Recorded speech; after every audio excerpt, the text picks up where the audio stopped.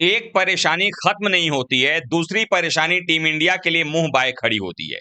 अब इधर जो है भारतीय टीम ऑस्ट्रेलिया के खिलाफ सेमीफाइनल मुकाबला खेलने के लिए तैयार हो रही थी डीवाई पाटिल स्पोर्ट्स एकेडमी के उस मैदान पर, जहां पर कि भारत का रिकॉर्ड भी अच्छा है और ऑस्ट्रेलिया के खिलाफ सेमीफाइनल मुकाबला खेलना था। यानी कि एक बार, आखिरी बार अगर टीम इंडिया जोर लगाए, और भारतीय महिला टीम ने जिस तरह से न्यूजीलैंड के खिलाफ खेला था, और अगर हम जीत जाते तो शायद इस बार वर्ल्ड कप जीतने का ही मौका था। लेकिन भारतीय टीम को सबसे तगड़ा झटका लगा उस मुकाबले में, जिस मुकाबले के खेलने ना खेलने का कोई मतलब नहीं था, सिर्फ वो अभ्यास की तरह देख सकते थे। यानी भारतीय टीम को बिना किसी, यानी एक तरीके से कह दूं कि प्रैक्टिस के लिहाज से देख लीजिए या डेड रबर मुकाबला आप समझ लीजिए, बांग्लादेश और भारत का, जो कि वैसे ही बारिश की वजह से इतना ज्यादा प्रभावित रहा कि कुछ जवाब ही उसका नहीं था। और ऐसे में इस मुकाबले में, जबकि सिर्फ 2 दिन का समय बचा रह गया है, भारत को दूसरा सेमीफाइनल मुकाबला खेलना है आईसी वुमेन्स वर्ल्ड कप का। 30 तारीख को दूसरा सेमीफाइनल खेला जाएगा इंडिया ऑस्ट्रेलिया के बीच में, और उससे पहले एक ऐसा तगड़ा झटका टीम इंडिया को लग चुका है, जिस झटके से क्या टीम इंडिया उबर पाएगी या नहीं, ये बड़ा सवाल है। क्योंकि आप सबको मालूम होगा कि इस पूरे वर्ल्ड कप के दौरान हमारी ओपनिंग जोड़ी ने बहुत ही शानदार शुरुआत दी है, और ओपनिंग जोड़ी में कारनामा करते नजर आती है स्मृति मंदाना, और उनकी जोड़ीदार होती है प्रतिका रावल।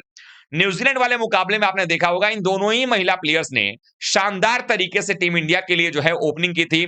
212 रनों की ओपनिंग स्टैंड में निभा दी थी, और पहले शतक मंदाना ने लगाया, फिर उसके बाद अगर देखें तो प्रतिका रावल ने लगाया।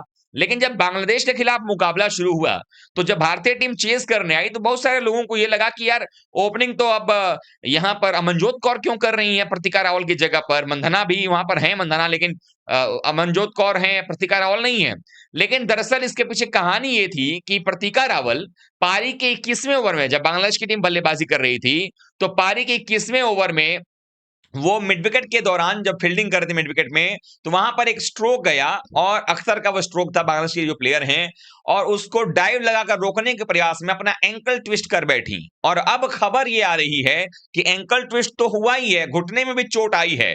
नतीजा ये हुआ कि जैसे ही वो चोट लगी, मैदान से बाहर जो है, आप तस्वीर देखिए यहाँ पे, मैदान से बाहर उनको स्नेह राणा और एक और हमारे जो भारतीय प्लेयर हैं वो, और सपोर्ट स्टाफ, ये मिल करके उनको जो है बाहर की तरफ लेकर के जा रहे हैं। पहले स्ट्रेचर मंगवाया गया था, उसके बाद वो बाहर गई वहां पे। और ये जो चोट उनको लगी है, उसको देख करके आप ये कह सकते हैं परेशानी जो है टीम इंडिया के लिए बढ़ती हुई नजर आ रही है। क्योंकि प्रतिका रावल वो प्लेयर है जो इन फॉर्म है, हर मुकाबले में रन बना रही है, और भारतीय टीम को सॉलिड स्टार्ट देने की जो जवाबदेही है वो प्रतिका रावल और मंदाना के कंधों पर है।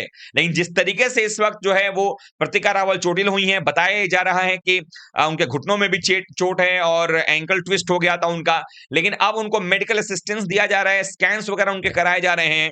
अभी तक जो खबर है उसके मुताबिक यही है कि अब स्कैन के बाद ही पता चलेगा कि वो चोट कितनी गंभीर और कितनी जल्दी वो रिकवर कर पाती हैं।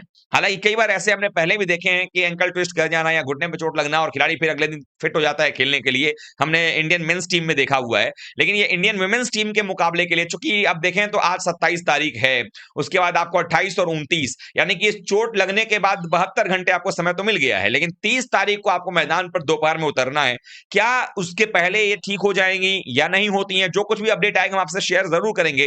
लेकिन फिलहाल के लिए जो है ये एक प्रॉब्लमेटिक सिचुएशन है, क्योंकि हमारे पास कोई और ओपनर जो है वो नजर भी नहीं आ रहा है।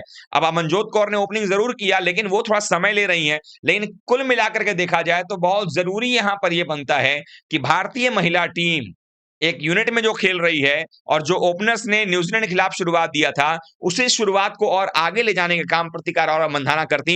लेकिन यहां पर अब मंदाना की जोड़ी टूटती है प्रतिका रावल के साथ में, तो भारत के लिए सबसे बड़ी समस्या यह खड़ी हो जाएगी कि इतने इंपॉर्टेंट मुकाबले में, सेमीफाइनल मैच में, आपके पास आपकी जो इस पूरे टूर्नामेंट में शानदार जोड़ी थी वो टूट रही है, और उसके पास प्रतिका रावल के रिप्लेसमेंट के तौर पर कोई ऐसा प्लेयर नहीं है जो वैसी ही शुरुआत, वैसी ही एनर्जी के साथ बल्लेबाजी कर सके। इस टूर्नामेंट की अगर हम बात करें, कोई प्रतिका रावल लगातार लय में थी, शतक बनाने के बाद कॉन्फिडेंस और उनका हाई हुआ था, और ऐसे में ये झटका लग गया है। तो ये अब भारत के लिए मुश्किलें खड़ी कर रहा है, वो भी सामने अगर ऑपोजिशन आपकी ऑस्ट्रेलिया वुमेन्स टीम हो तो मुश्किलें और ज्यादा बढ़ जाती हैं। आप लोग कैसे देख रहे हैं इस चीज को, कमेंट करिएगा।